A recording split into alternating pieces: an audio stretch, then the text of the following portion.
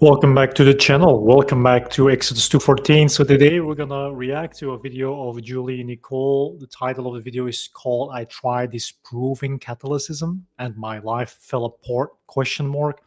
The reason why I'm doing it is because she recently, but it took quite a long time for her to react to a video I made. It was a reaction video, kind of like a, don't convert, don't become a Catholic. Please don't, kind of a plea to prevent her from going into that direction. And after about a year, I think she finally responded, and I want to make another response video to her video. And I thought this was an interesting topic to continue talking about. So let's get into it. It's kind of just something I felt like doing. Hello, hello, hello, hello. I got some dead goldenrod behind me. Got my friend Kelev with me here today. I felt the need to go for a walk and kind of get my thoughts in order. And of course, all of a sudden, I felt inspiration to turn on the camera and share, despite not having my tripod. Per usual, when will I learn? I don't really know. This spot inspires me, so here we are again. So anyway, hello.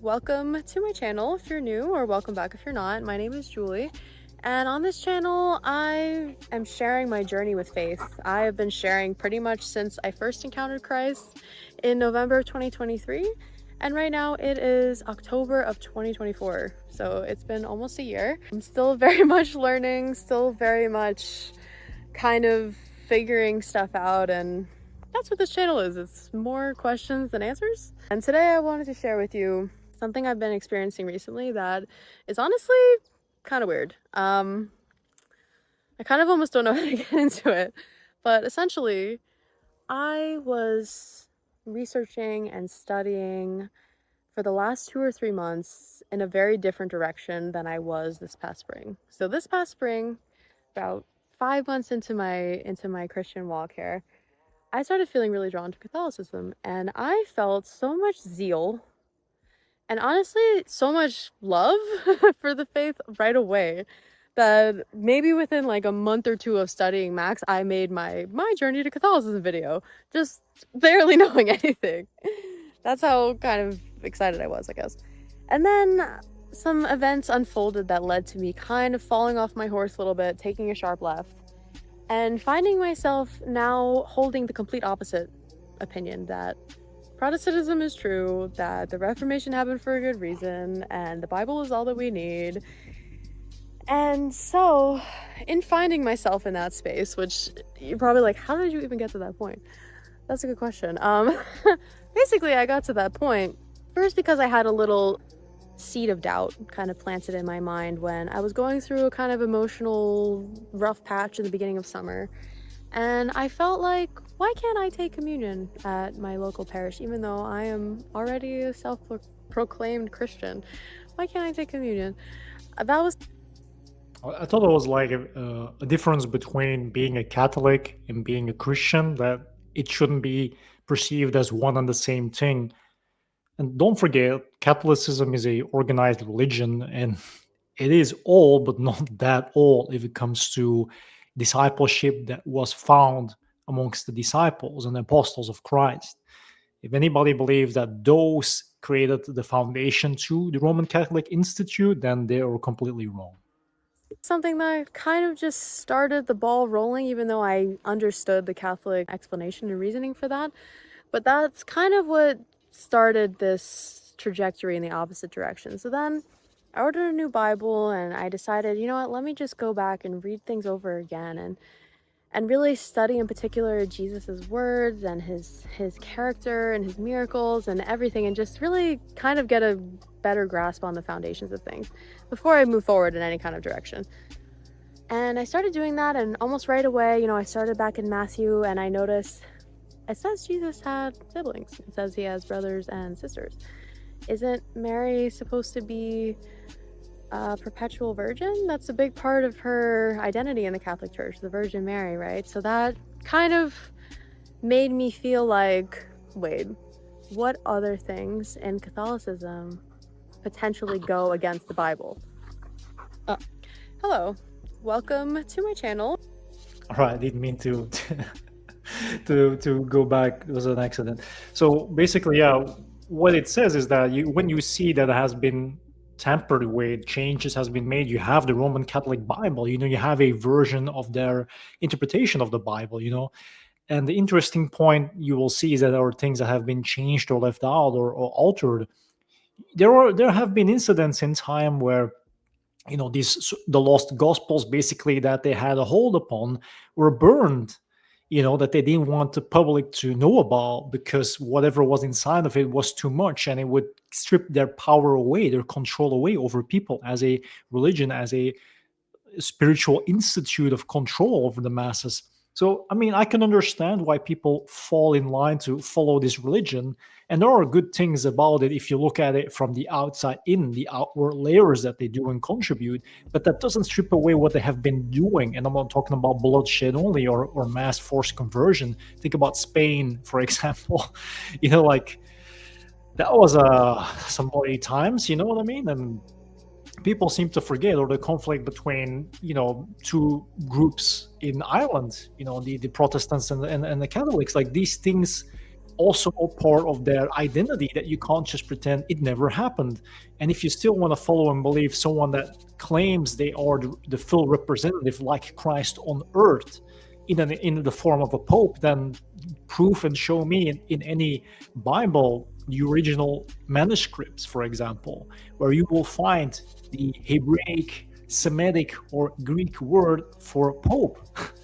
And then people are going to tell me, yeah, Peter was actually the first pope, the foundation to the Roman Catholic Institute, and that was where Christ laid upon his final words and blessings. So it has to be the original. But then the same can be said if you look at Islam, for example. Was it Abu Bakr or was it Imam Ali? Who was the predecessor? Who was the continuation? So which institute should you follow, Sunni or Shia? Same problem, same thing, same issues. I was like really on that wave, guys, like seriously. And then it just kind of dawned on me that in the 2 months that I was really in this headspace and I was really embracing this kind of once saved, always saved, and okay, phew, like I don't need to worry about my salvation, like I know that I'm good. And for somebody who's always had kind of a little bit of a fear of death, I've found that, I guess, kind of comforting, and maybe that led me more in that direction. But I was embracing this kind of idea of like, we don't need this institutional church, and we just need our Bible and Jesus and maybe our local congregation, and that's good enough. And I totally get why somebody would land there, by the way, because it feels accessible, it feels portable, it feels kind of free, it feels comforting to feel like you only really need your Bible and maybe a pastor. And so like any question you have will more than likely have a reasonable answer that will just kind of satisfy your immediate intellect, if that makes sense. So there's a lot of reasons why I completely understand why somebody would land there. And yeah, I mean, I landed there myself for quite a time. And then it just kind of dawned on me. Ever since I've been embracing this, and ever since I let go of the rosary, and ever since I took down my little Our Lady of Guadalupe little card that I had on my windowsill along with Jesus and his Sacred Heart, as soon as I kind of started railing against Catholicism a little bit in my personal life and preparing to make a whole video, actually, stating why I decided against Catholicism and the whole 9 yards, right? While I've been going through all this, my life has been kind of falling apart. My mental health was really struggling. I was going through probably one of the worst periods of depression that I've had in this past year since I've been saved, since encountering Christ. And that was really disheartening for me because I felt like, haven't I been healed of this? It's kind of interesting. I mean, it's sad to hear that depression got hold of Julie, but at the same time, depression is something that roams free and catches a lot of souls off guard, right? And even if you have a strong faith or belief, or you've practiced a certain religion, that doesn't safeguard you from these types of mental health crises. I mean, we're still in this world, on this plane, this surface, in the corporal, material, three-dimensional, but there's so many things that are at play that cannot be named, that are unseen, that can have a chokehold on anybody at any time. It's not because your faith is strong and you believe that means that you're safeguarded. I think this is delusionalism to me at its finest. only only if you're well developed spiritual, only if you learn how to deal with those things accordingly, you can protect yourself, you can safeguard yourself. But just believing or accepting that, once saved always saved, is not like a tool or a weapon you can use in all these types of circumstances. I would also not be too harsh or too hard on yourself when those things do happen, when you do slip through the cracks. I mean, that's also part of human nature plus human experience. It might be perceived as being weak and you question yourself, but that's not how you should look at it. These things just come and go, and everybody at some point gets confronted with it. I mean, I've been depressed for 3 years. I felt like slipping into a depression not so long ago because my relationship, because my relationship ended, and I really, I just wanted to give up. I didn't know what to do anymore with myself, and it doesn't matter how much faith I had or how much trust I had in the above or whatever. These things, at that point, you just automatically push them aside because it doesn't give you any instant gratification, because it doesn't kick in and work. It's not like some emergency insulin injection. And then human nature takes over. Fear kind of corrupts and warps around your mind, and then your soul cannot find any relief. So you're going to go into the negative instead of the positive. You're going to go into the darkness instead of the light. And that's also part of the experience.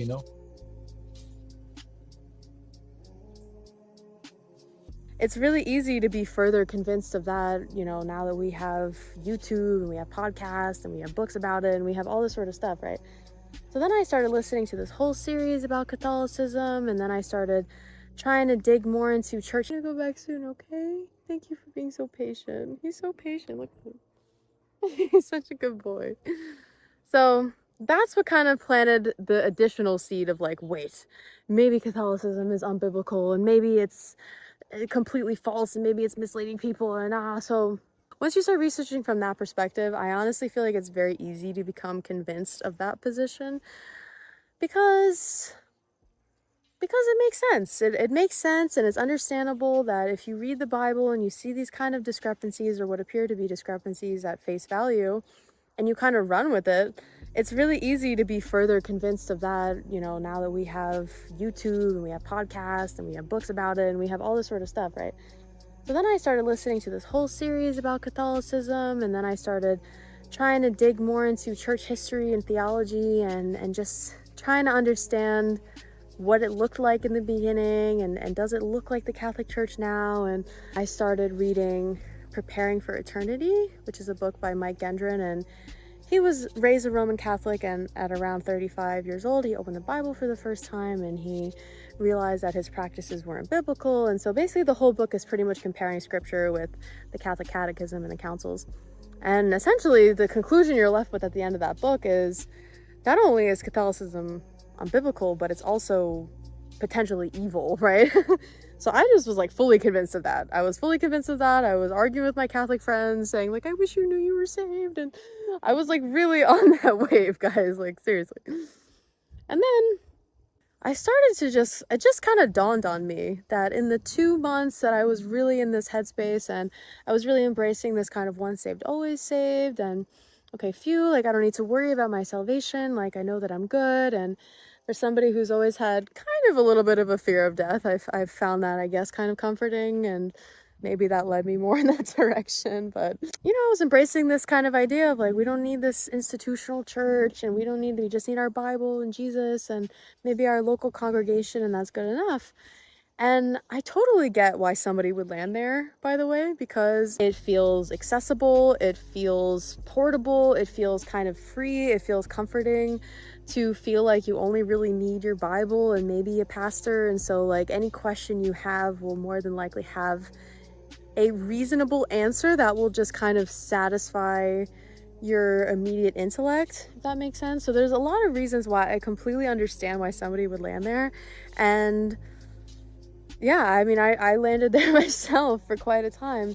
And then it just kind of dawned on me. Ever since I've been embracing this, and ever since I let go of the rosary, and ever since I took down my little Our Lady of Guadalupe little card that I had on my windowsill along with Jesus and his Sacred Heart, as soon as I kind of started railing against Catholicism a little bit in my personal life and preparing to make a whole video, actually, stating why I decided against Catholicism and the whole 9 yards, right? While I've been going through all this, my life has been kind of falling apart. My mental health was really struggling. I was going through probably one of the worst periods of depression that I've had in this past year since I've been saved, since encountering Christ, and that was really disheartening for me because I felt like, haven't I been healed of this? Aren't I past this? So that was really upsetting for me. I felt a hard time in my prayer life. I was having a hard time just kind of having the zeal and the enthusiasm and the consistency that I've always kind of had. I love talking to God, and I never found it difficult to do, really. So this was the first time that I was having kind of a hard time praying, and I even so much so that like my friends around me noticed, like, hey, you haven't been praying as much, have you? Because I was just putting more weight on myself, thinking I personally need to have control over this and I need to figure this out. So people around me even noticed that I wasn't praying as much, which was like, oh yeah, I guess not. And I felt distant from him. I felt like he was distant from me, and that really hurt because I haven't felt that during my walk yet either. So that was kind of unusual for me as well.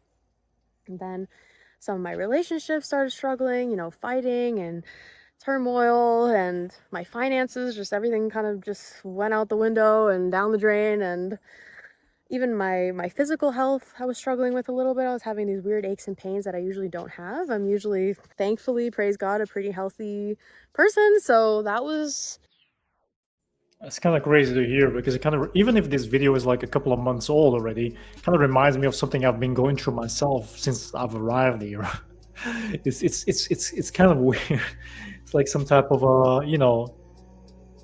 hearing. It's kind of like I'm hearing myself think, but words are spoken out loud by someone else. Yeah, it's crazy. But like I said, it's not because you have strong faith, if you have a belief, if you have something to hold on to, that will drag you through this process every single time. Because human nature is pretty weak if you think about it. unusual. So all of a sudden, it just kind of hit me, maybe like a week ago, maybe a few days ago at most. I was like, that's kind of interesting. I mean, you can interpret that from two angles, I think. I think someone could interpret that as either spiritual warfare, like maybe I really was going in the right direction, and specifically, especially because I was preparing to talk and share that with you guys, that maybe the enemy kind of wanted to keep me down and not able to do that, maybe. Or you could kind of see it from, maybe God has been trying to send me some not so subtle nudges of like, hey, wrong way, like if you were turning onto the highway going the wrong direction, all these cars start honking at you. That's kind of how I'm taking it, to be honest. That's kind of how it feels to me. So that just kind of made me stop and think a little bit of like, that's interesting. We don't love and serve God for a reward. We don't love and serve God.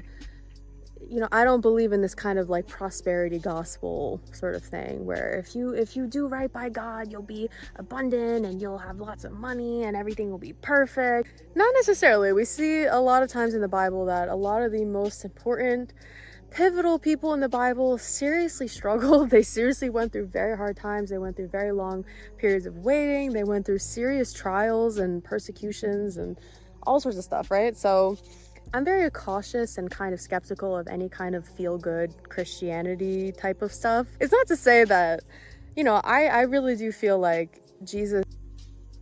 This type of prosperity teachings and so-called format of Christianity just that's a human creation. This has nothing to do anymore with the teachings of Christ. If you think about it, it's so far removed, and the focus is mainly monetary gain, influence, power, control. It's the same thing as a typical traditional religious institutes, but it's just more centered and focused if it comes to a person, so a charismatic leader. We all know how those stories end. Think about Georgetown, for example, like Waco. Like there's so many of these cult practices where people get so influenced and believe that is the keys to the kingdom, and then they get led astray to self-destruction. And it's really sad, but some people really believe that's the way. They don't It's like it's easy to give the reins or the steering wheel to someone who apparently knows what he's doing, and then you can just go along and just be a passenger. But then end result and the end destination, if that's negative, then you're gonna have to pay the price, and that's the mistake a lot of people make. Many people are followers, they're not enough leaders, and if they're leaders, there are leaders that are corrupt, and they take advantage of people that are easily influenced or in a hard place and can be influenced, controlled, and manipulated. And these things you see often with those prosperity teachers or preachers, and that's very sad because they're exploiting people, basically their trauma and their desperation. This gives us this kind of rest and peace and joy that we are not able to access otherwise. It's really like its own kind of thing. But it is not easy for any of us, no matter what denomination you are, whatever you consider yourself, it is not easy for any of us to pick up our cross and follow him and to deny ourselves. And I've been starting to actually kind of understand a little bit more what that even means. Because when you first come into Christianity, it's like, yeah, I'll pick up my cross, like, here we go, do. But then when you are actually called to forgive when you don't want to, be kind when you feel like being mean, not fight back when you want to fight back, not give up when you want to give up, when you're really struggling, when you're really suffering. A lot of things are encompassed in picking up your cross, right? So what I'm trying to say is I don't think that just because I've been kind of going through it a little bit these last 2 months, I don't necessarily automatically think that God was punishing me, but I do find it interesting, right? So there was that. And then I had a video pop up on my feed, and Kel's got a big stick. I had a video pop up on my feed, and it was from this girl, more than likely a woman actually. Her name is the Biblical Bookworm. I think her name is actually Elizabeth, and she made a video about why are so many Christians women. I think about 60% of Christians worldwide are women. And why is that? If so many, or not so many, but quite a few biblical doctrines seem almost, to maybe a more secular or feminist eye, kind of misogynistic or kind of demeaning to women. So that's a video that I would recommend checking out. I think she did a great job with that. But halfway through the video, mind you, this is someone who is clearly very well read, clearly well educated, very, very eloquent in the way she's relaying her points on this. Halfway through the video, she mentions that she's Catholic. And she's talking about this from a Catholic perspective. And she starts, using Mary as an example and Saint Joan of Arc and etc. Right? So this is kind of embarrassing, but the thought that pops into my head, I remember specifically thinking to myself, wait, how could she be Catholic? She seems so smart. And I guess that kind of planted the seed for me to start considering maybe that there might be a little bit more to this Catholicism thing than I've been able to uncover in the span of a few months, at the most about a year. And then I started thinking, you know what? If it is just so obvious that Catholicism is false, that all you have to do is just pick up your Bible, read the Gospels, not even the whole Bible, just the Gospels, and it's just obvious that there's just these discrepancies. But that's kind of pointless because that's not all the Gospels. There's so many that are missing. So even if you read those, you're still lacking a lot of other insight and input to complete the point. And we're not even talking about certain scrolls that were family related. If it comes to the upbringing of Christ, these that were kept separate, these things are as essential because that talks about his own experience and initiation process and development and calling. And you can't just base something on only a couple of books that were selected by the Roman Catholic Institute to form the basis of the Bible, while there were others that got burned and destroyed and left out with reason. So you've got to go through all of them, Bible-wise and outside of the Bible-wise. There is a version, for example, of the Bible that includes Apocrypha as well. These things do tend to help get through the progress of understanding, for example, why don't the Roman Catholic Church use that as their main go-to Bible? There is a reason for it, but you can find it. It's basically the KJV plus Apocrypha. For anybody that's looking, you can find it on Amazon, I think, and Etsy. So yeah, that is a better starting point for people that really want to take this serious. It doesn't fully align, that even a high school dropout like myself could clock it, right? If it's just that obvious. Why then are some of the smartest, most thoughtful, well-educated people I know Catholics? and practicing Catholics at that, not just like cradle Catholics who like grew up in it and they're kind of like cultural Catholics. That's a little bit of a different thing. But no, like some of the genuinely smartest people that I know personally, and then also like public figures who have publicly converted to Catholicism, right? Why are they Catholic if it's just so obvious that it's false, right? So It's very simple: power, control. It's Luciferianism. That's the thing. It's it's not that much difference from all the occult types of organization religions. It always comes with soul contracts where you can have control and power and influence over people. And if people buy into that, as okay, this is the true religion that represents Christ and the Heavenly Father, etc., then they're gonna also listen to you. So you have control and power over those people equally, just because of your religious status. kind of that set me back a step too, because I was like, wait a minute. I am not, I mean, I consider myself to be decently intelligent, right? But I am not so arrogant as to think that I am any smarter than any of these people who, I mean, beyond the fact that they are just smart people, regardless, they are also more formally educated than myself. So, like, I am not so self-obsessed, so arrogant to think that no, I must be smarter than them. I've read the Bible about twice now, so like, I know. It's like, well, I don't know about that. I mean, I've been studying church history and theology and all sorts of stuff for the last year. So, yeah, I've probably looked into this maybe a little more than like the average secular person, but I'm I'm nowhere near a scholar. I'm nowhere near an expert. I'm not a pastor, obviously, anything like that. So yeah, that just kind of made me think too. I was like, well, that's kind of interesting, and I don't think I could really look past that in a way. So then I kind of had this nudge because every day for the last month or two, I have been making it a habit that when I first wake up, when I first kind of come back into consciousness, I will thank God for waking me up for another day. And I'll ask him, please give me the eyes to see, the ears to hear, and a heart to feel. Kind of reminds me of actually, this is a this is a break prayer, something that is expected from any person that follows the olden traditions, the olden Semitic traditions, right? Something I have my background in, let's say that. It's called Modiani Lafanecha Menechai Vakayam Zerta B'Nishmati B'Chemla Rabba Emunatecha. So, if as far as I can remember, I'm just saying it from the top of my head because I memorized it.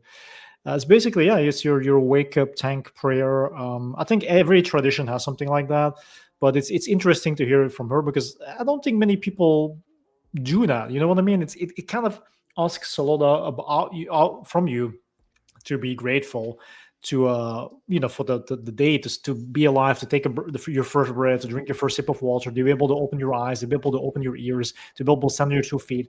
Like these things, we take it for granted, and certain traditions do expect you to have this morning routine where you integrate this gratefulness upon awakening. And I do think it's very interesting to hear that from a younger person, because everybody just expects things to function and work properly, and whenever hardship happens, all of a sudden they acknowledge the existence of God and they curse God or Christ or whatever. And that's sad. It's like you only believe when bad stuff happens. But when everything goes accordingly, you can't even be grateful. Wherever you are guiding me towards, and not my will, but thy will be done. In Jesus' name, amen. I pray that every single morning before I get out of bed. And a few weeks into praying that, I had this thought pop into my head of, could I possibly go back to school to study theology? Is that possible for someone like me? I never got to get a higher education, although I would have loved to, and I still would love to. But I don't know if it's possible for someone like me. I don't know if I have what's required. I certainly don't have the money to do so, but the idea popped into my head regardless. So, long story short, I then get invited to apply to this scholarship contest that this Christian school is having, and they had a really promising looking biblical studies program. And I was like, oh, this looks really exciting and interesting. So I applied and I talked to an admissions counselor. I did the whole thing. And I figured, you know what, God, if you want me to do this, then I'll win the scholarship. And if you don't, then I won't. And long story short, I didn't end up winning it, and I was kind of sad, and I was kind of let down. I was like, dang, that would have been kind of cool, but all right, whatever. Mind you, this was like for a non-denominational kind of evangelical school. So that happened, and I was like, okay, like, let me see if there's some other options online, some more affordable or like free biblical studies courses online. And I found quite a few, and I saved them, and I was like, let's see which one I feel drawn to. I didn't really feel drawn to go back to any of them, honestly. And then a few days later, once these kind of ideas that I'm sharing with you right now started kind of coming into my consciousness of like, I was like, you know what? Let me see if is there a Catholic biblical studies course online? I'm sure there is. So I looked it up, and I found one that looks really interesting. It's a 9-week Catholic theology course. It's not free, but it's very affordable, and it's from the Augustine Institute. So I felt very, very drawn to pursuing that almost immediately. Unlike the other programs that I'm like, yeah, it looks kind of cool. I don't know, and but this one I was like, oh yeah, I want to do this one. So I'm starting up with that, and I'm excited to dive in a little bit more, because basically what I'm taking away from all of this is essentially I don't know anything. I mean, I know a little, but I think this is worth diving into a little bit more. And that's what I'm gonna do. And worst case scenario, I go through this course and I'm like, you know what? I still think Protestantism is what Jesus intended for us. I still think all we need is the Bible.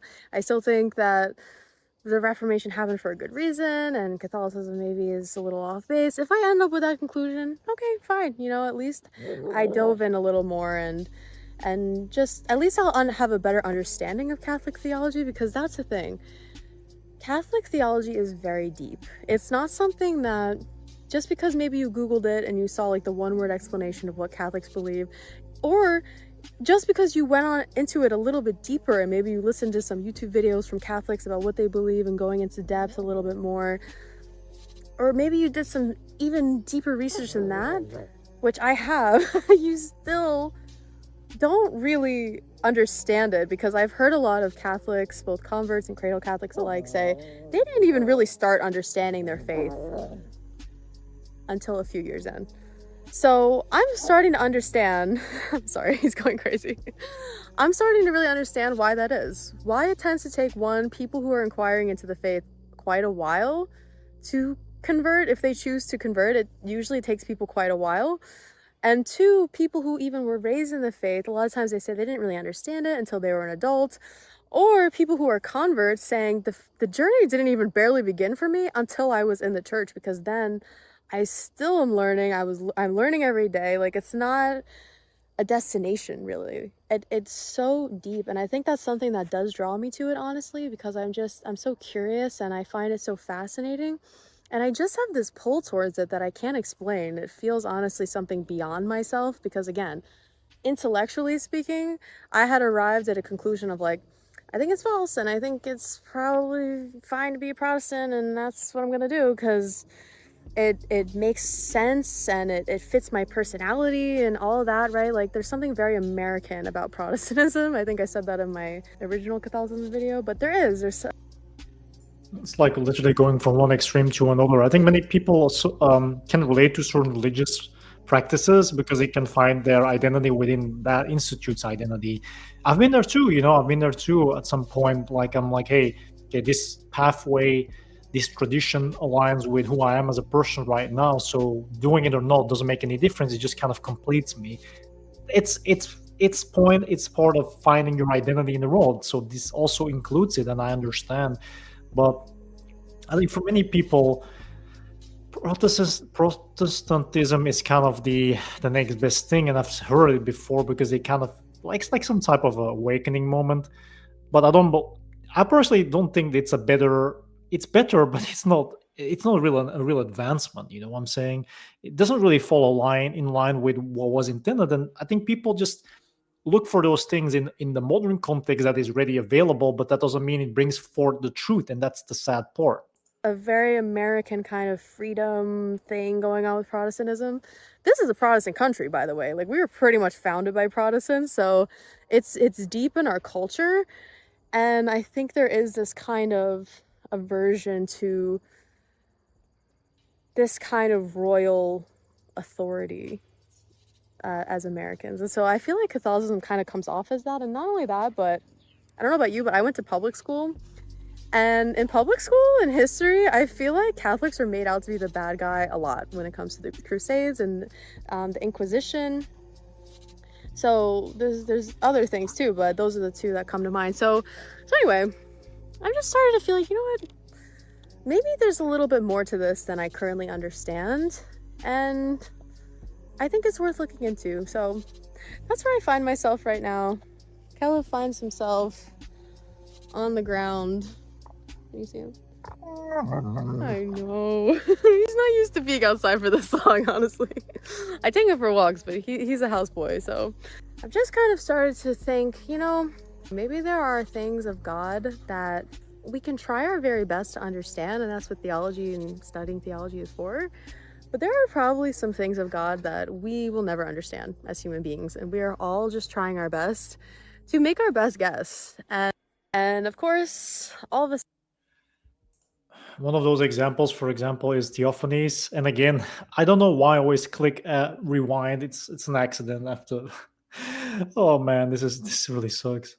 We are all just trying our best to make our best guess and to live as closely to the scriptures and to God's ways however we can, and however you perceive that. If you perceive the Bible to be the ultimate authority, you're trying to be as biblical as possible. If you perceive the Bible, church, and sacred tradition to be the authority, well, it's some people, I completely understand Protestants who would say, you know, that stuff is extra biblical, it's not necessary, it's leading people away from the true, pure, simple gospel. And I was really embracing that belief for a few months there. But I just started to feel like maybe, I don't know this for sure, but maybe that is not the full picture. It's a big part of the picture, but maybe there is more of a fullness available to us in our faith as Christians. And something I've noticed too that I just want to mention is that I've met quite a few Catholics who really truly love Jesus, and they understand the gospel, and they don't worship Mary, they don't worship saints. And yeah, I don't know, make of this what you will. I've learned how easy it is to become convinced of either position. I've learned how easy it is to get really, once you decide that either side is true, it's very easy to become very narrow focused and only take in kind of that perspective, content from that perspective, speakers from that perspective, books from that perspective. And it's really easy to feel like the other side is crazy, or they're silly, or they're misled, or they're deceived, or like, what are they missing that I see that they don't see? So just something to keep in mind. I don't know, there's a lot of aspects of Catholicism and even Orthodoxy, to my understanding, that embraces this idea of mystery a little bit more. And I hope nobody's offended by this, because again, I was in this headspace literally like a week ago. I don't know if it's weird that I could switch back and forth like this. It probably is, but anyway.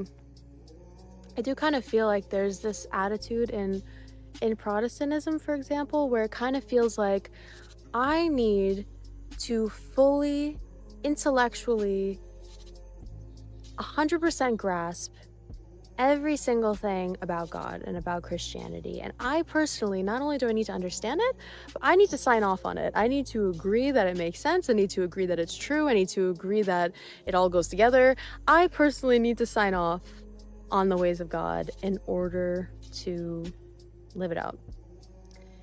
And I don't know. So I really just still have quite a lot of questions. I'm about a year into this journey almost, and it almost kind of feels like I'm just starting still, despite how much I read and research and learn, because that's really how deep all of this goes. I just want to share that with you today and let you know where my head's at, and give you the floor to, if you have had any similar experiences and you'd feel comfortable sharing, please do down below. I'm so curious to hear if other people have found themselves at this point in the journey like I have. I'm sure I'm not the first, and I'm certainly not the last, but I would love to hear your story. If you have any other thoughts or comments, please feel free to share them as well. And yeah, Caleb is ready to go, so I'm gonna wrap it up. Thank you so much for listening and watching, and I hope you have a great rest of your day or night. All right. Right, that was it. Well, this was indeed like a couple of months ago, I think almost like a year ago. It's very interesting to see that, people can honestly acknowledge that they came from a certain point in their life and then leads them to another point. And sometimes you're like stuck between a rock and a hard place. You got to make a decision. You might be stuck between two extremes. And then many people, especially when they're looking for themselves in the world, they want to find their identity. They want to find a place to belong to. They identify with like these things. Everybody goes through it at some point in time, and it's very crucial because it adds to your development as an adult, and also further in life when you get married or you have children and all these things. It is very important to make the right choice for yourself. But sometimes we put too much pressure on ourselves, or we get influenced too easily, and then we go into a direction we might regret later on. And I personally think it's not because people find truth in a certain religion like Roman Catholicism that means that is the ultimate truth. Like, um, I remember, being in a monastery where you had like female nuns, and they tried to convince me that whatever they were following and believing, that pathway was the only and ultimate truth, and that rubbed me the wrong way and made me just run away. And that was a time period between 17 and 19 years of age. So I know what those things can do, and especially when people really go into it and only see that as their true identity and lose themselves, it can be pretty scary and very confrontational. And not everybody is open to that. Everybody wants this comfort, this belonging, this identity, this place, this safety.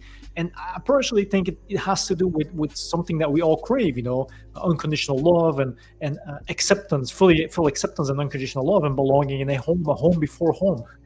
And that's amongst other people, whatever the institute or organization might be. And I believe that's the same thing that Julie's had to deal with or is dealing with, depending on where she's now.